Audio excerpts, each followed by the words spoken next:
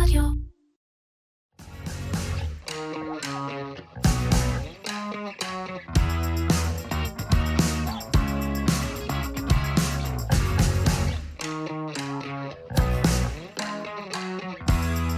Welcome to Making Waves, real stories, real leaders, and the forces shaping global shipping.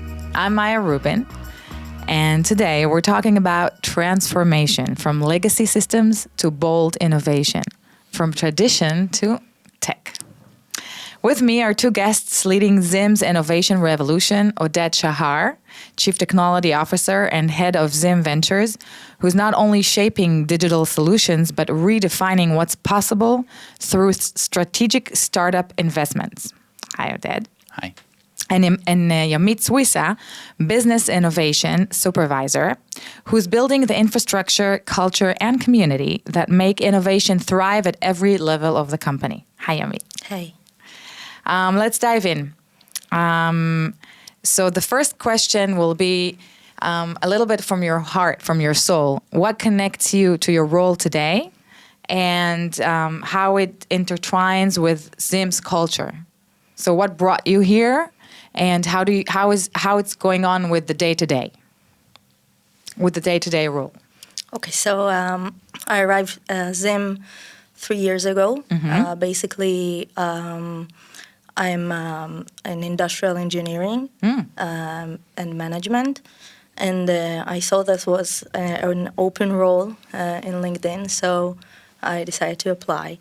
And I had no background whatsoever in innovation, but I do know and familiar with building infrastructure, building processes. So this is what I'm doing in my day-to-day job. I'm responsible for the processes, the internal processes of innovation in ZIM, building a community of ambassador and push innovation within the employees to the top.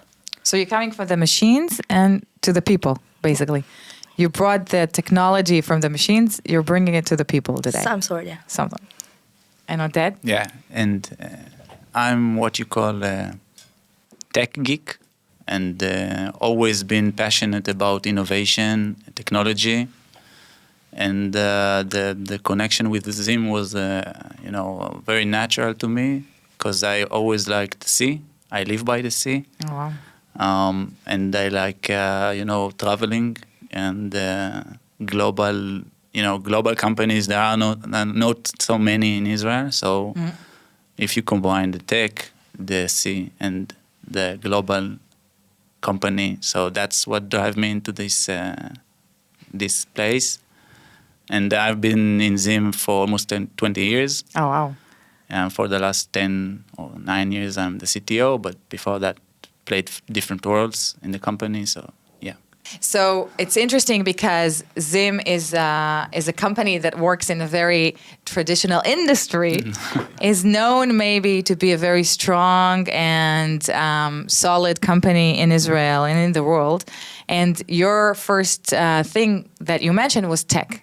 So we're going to hear about how ZIM is really working and being very innovative and bringing it forward to the people, not only behind, but also in front, to the community and to the people and to the customers and to this global industry.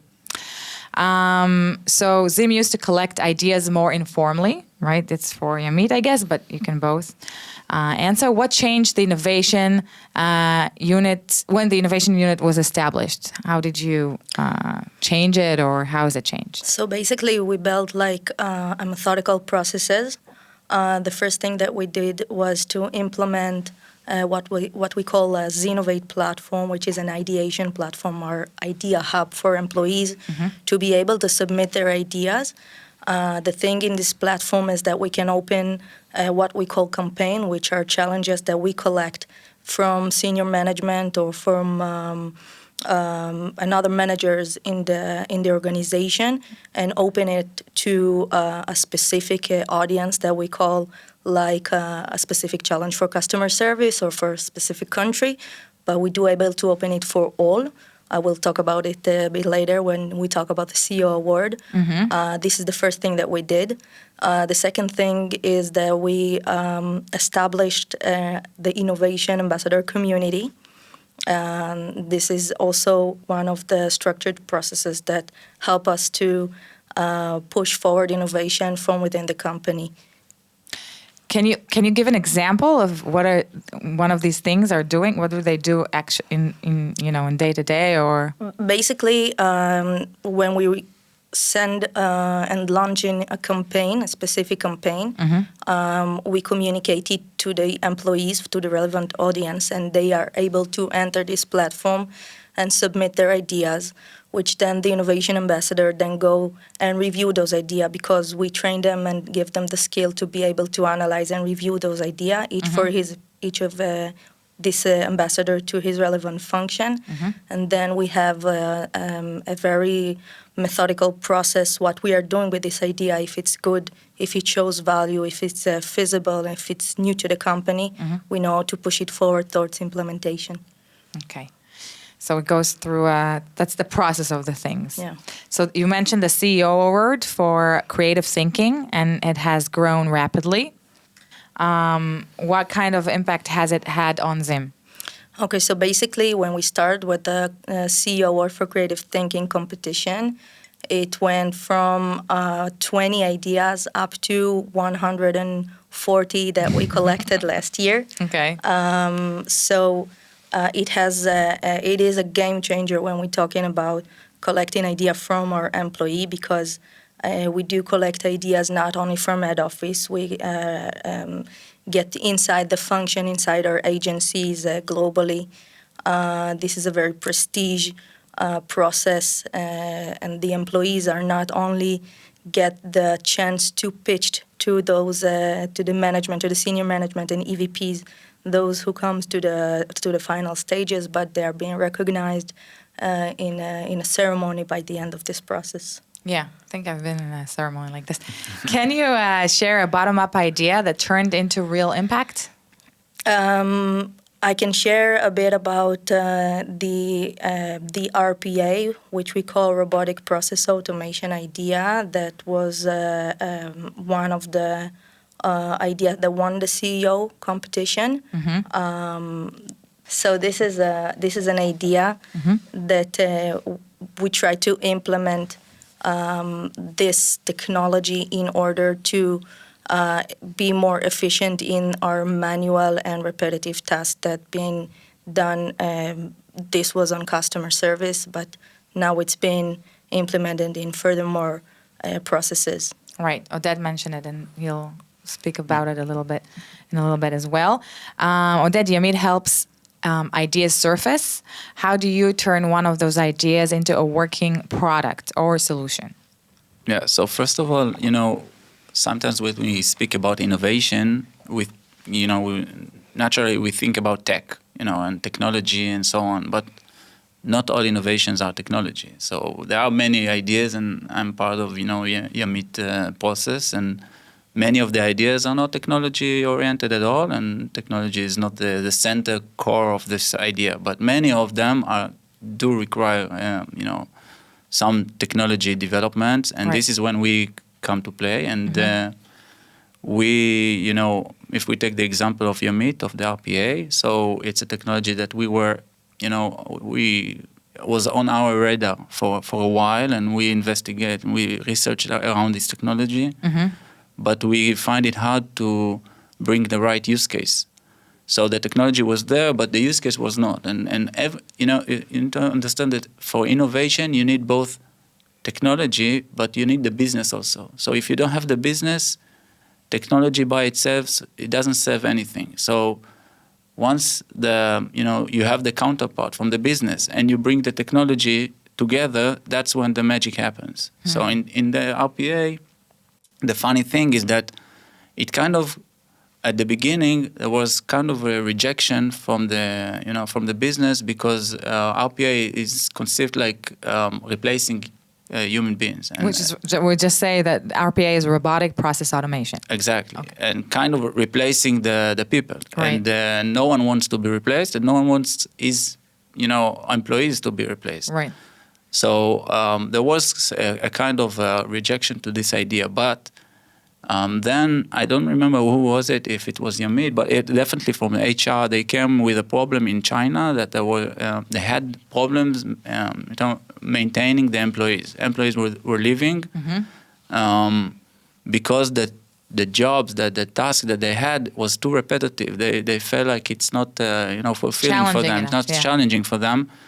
And it came exactly from the other hand that we expected, and that was the initial use case that we chose together with the business. Yeah, so basically what it did is instead of replacing them, it helped them to get to the challenging and satisfying, fulfilling It get them to the place that they wanted to be in, in the place that they do a real work, a meaningful work, not like a repetitive, boring stuff.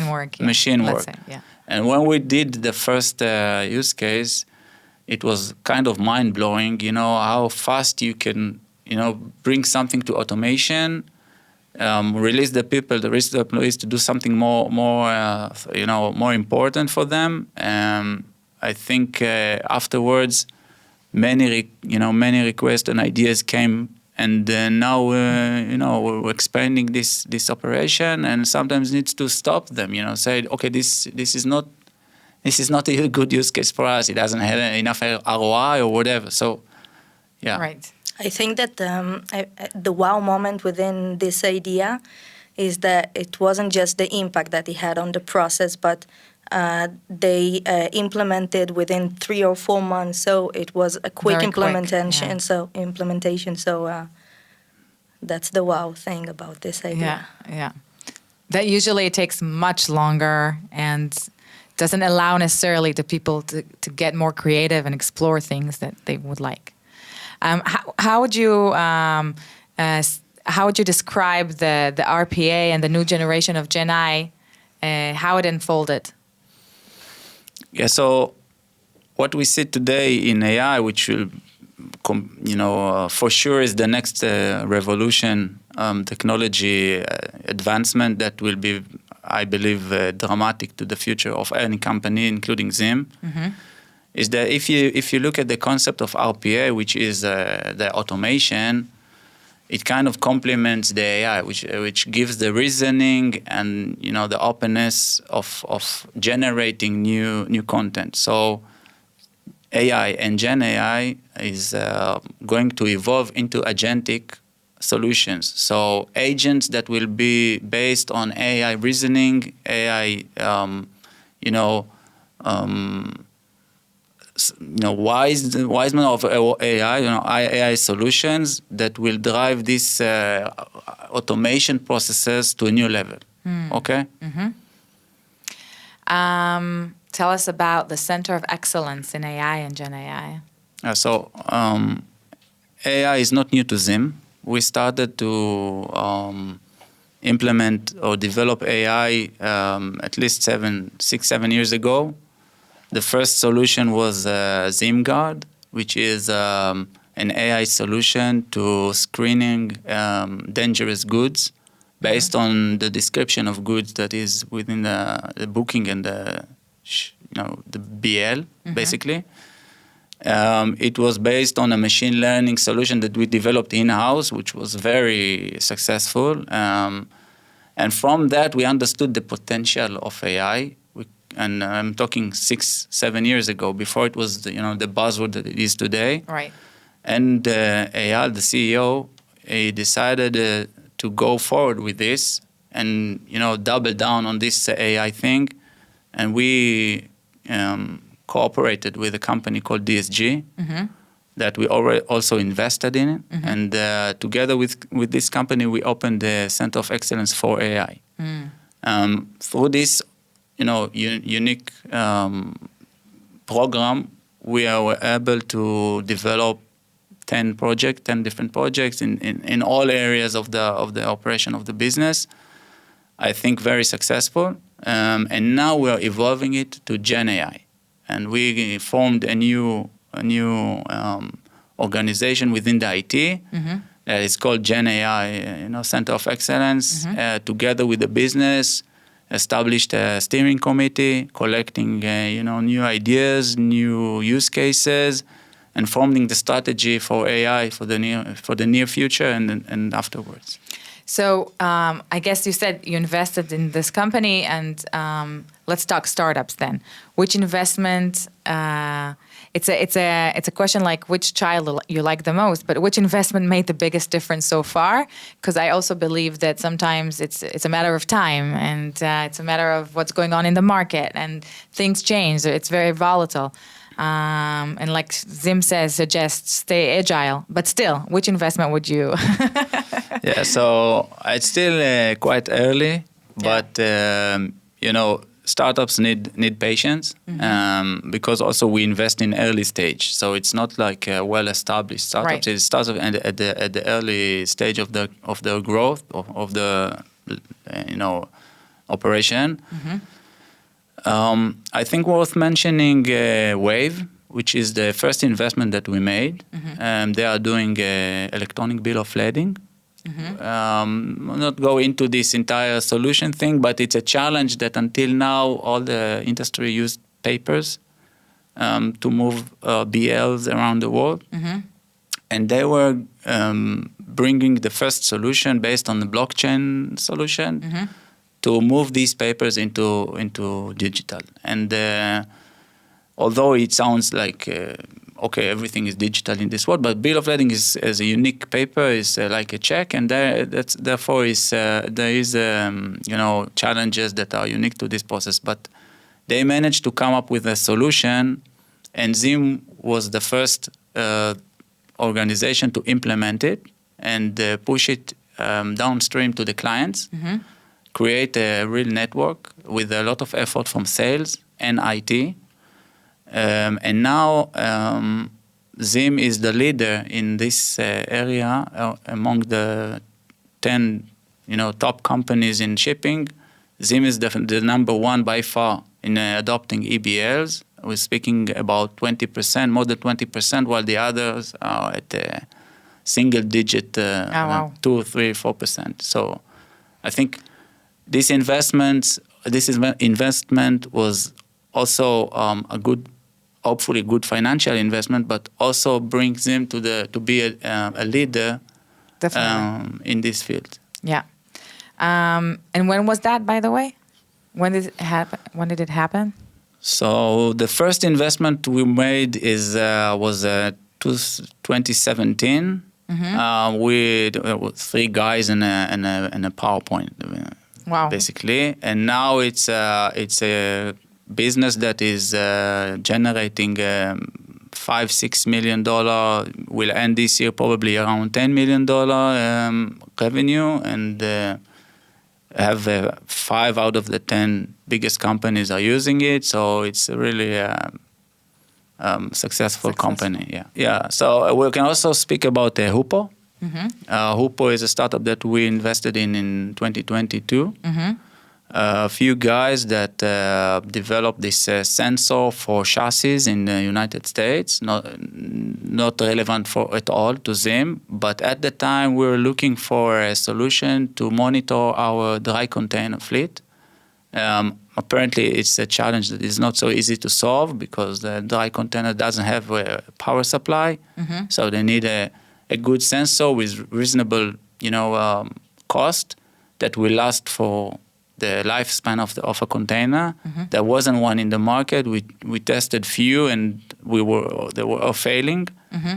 So we came across this company with a really talented team, and we invested in them. We're speaking 2022. Invested in them and developed together with them. We as a design partner. They are the manufacturers and the developers.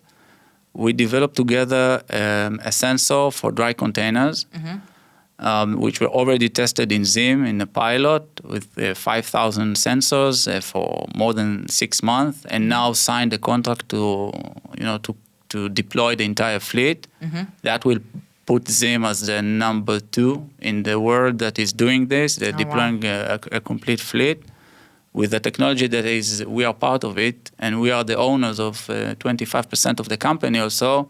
And now other companies, competitors to ZIM, starting to purchase this same solution from this company to equip their fleet. So we believe will be a huge success, hopefully. Yeah. It sounds like it. Yeah. It sounds like on the right track. Yeah, hopefully. Yes. Shipping is famously complex and slow to change. What are the real barriers to innovation in this industry? I'm sure there's few, but and how do you overcome them? Maybe talk about one specifically that you want. I don't know. There is a lot of challenges in deploying innovation into shipping. I think the one of the biggest is this is a very integrated and fragmented industry. Mm-hmm. So, moving goods from one side of the planet to the other side involves many entities, yeah. The customs and and different modalities of transportation, different companies, a lot of integrations. So it's a complex process, and therefore you need to, fix the entire integration flow end to end in order to drive the real benefits. Right. And this is one of the challenges, and that's part of the reason it's so hard to innovate in this field. So how do you overcome it? Yeah, so you overcome it, I think, cooperation and strong IT and strong business to work together. Yeah. So the cooperation within the company, but also outside of the company, be aware of what's happening, connect to other companies, to other solution providers, work together to find the best solutions and adapt new technologies. Stay agile. Yeah, stay agile. Can do. Yeah. Yamit, your ambassador program started small. How has it scaled globally, and what keeps it alive? So basically, we started with a POC in Israel in head office with 15 ambassadors. We took them to a couple of sessions that they were trained by the latest tools and technique and methodologies in innovation.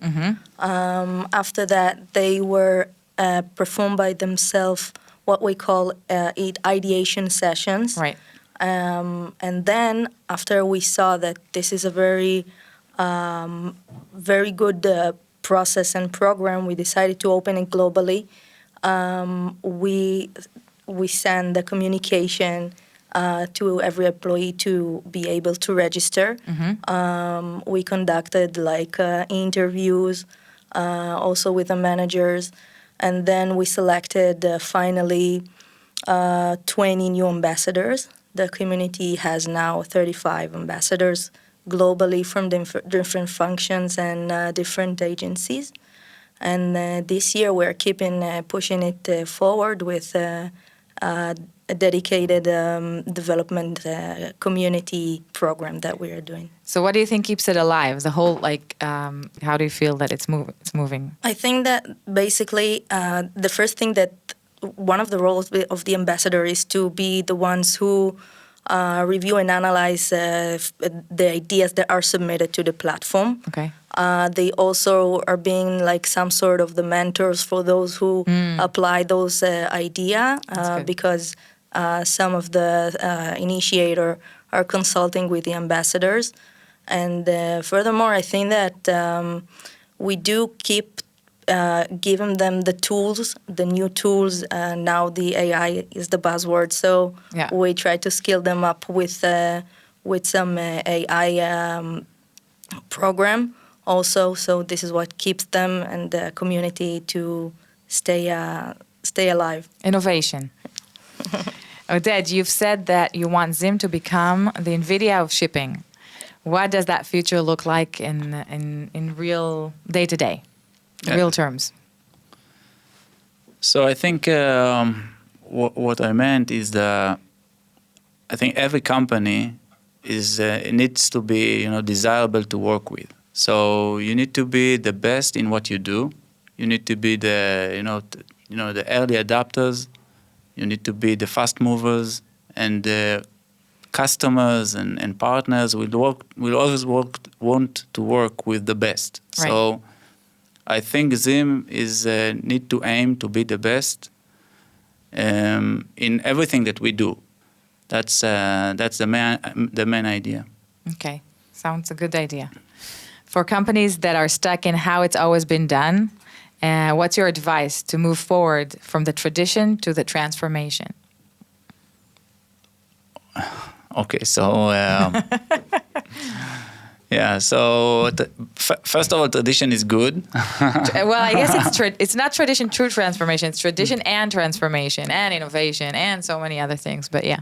Yeah, so I think, first of all, I think both me and Yamit are here, speaking for innovation and, for technology and so on. But we're just part of a team. Mm-hmm. We represent everyone that works with us. So we represent the IT and the HR and the entire company. So I think, first of all, create the atmosphere, create the culture as we have in ZIM mm-hmm. to make the innovation and agile spirit and can-do approach, part of the DNA of the company. Then once you combine this with having the right talent and the access to, to technology and cooperation with companies outside ZIM, small and big, that will drive the transition. But it's also what I heard you saying. It's the need and understanding to be the first and to work for this innovation. It's not something that you're waiting for. You're constantly working and seeing yourself as doing the best and the first and leading. Yeah, it's not a sprint. It's a marathon. Yeah, you said that before. Yeah. Yeah, and you need to aim high, to the highest point and move to that. Yeah. Yeah. Yamit, you want to add something? I do agree with Oded. Mm-hmm. As from my perspective, I think that when we talk about innovation, because it's a big word, right? You don't need to talk the talk. You need to walk the walk. Nice. to implement those processes and methodologies that can help you to push forward this innovation, whether it comes within your employees or come from the outside in. So to build this structured that can help it. The basics. Mm-hmm. Yeah, and always move fast. Our competitors are not, sleeping.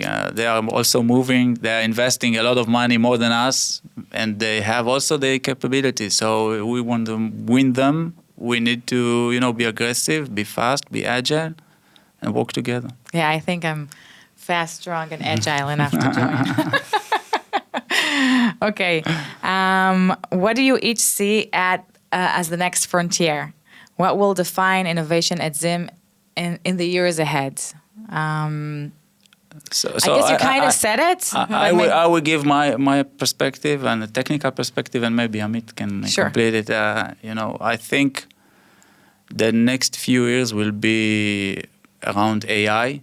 Mm-hmm. It's a buzzword. It is so, not a cliche, but you hear it so much. But I really think for companies like ZIM, which is basically a service company, very, this kind of business will benefit a lot from AI and Gen AI. And I think the future will be challenging for companies that will not adapt AI.